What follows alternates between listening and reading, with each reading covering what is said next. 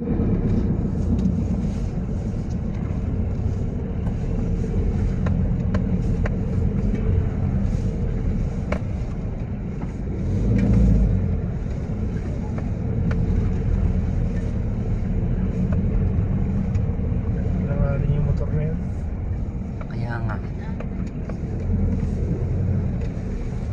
pag Marcos Highway talagang aabutin doon 3 oras.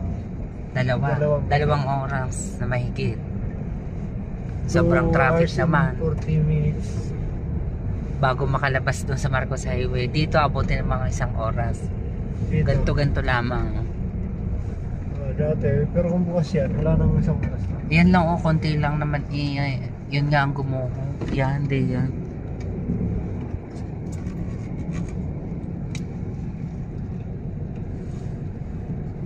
Kaya sila.